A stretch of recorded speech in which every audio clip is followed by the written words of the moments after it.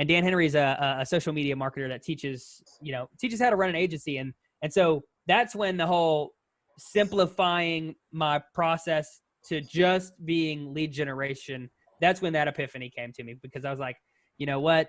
I'm going to go all in on lead gen instead of offering. I mean, when I was offering to clients prior to that, which I launched in January, the very, very beginning of January, and I made that shift around January 20th, between January 20th and January 30th. And that was when I bought Dan Henry's course for like $1,000. And that was, I closed that first retainer at 2,000. So that was a huge hit.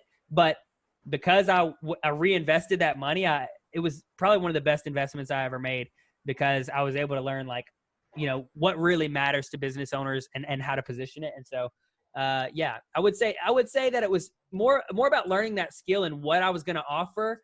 That's the real value that I got of it, and not necessarily getting the customers, because I did have to learn a specific process to do that on my own. But yeah, that was a complete game changer.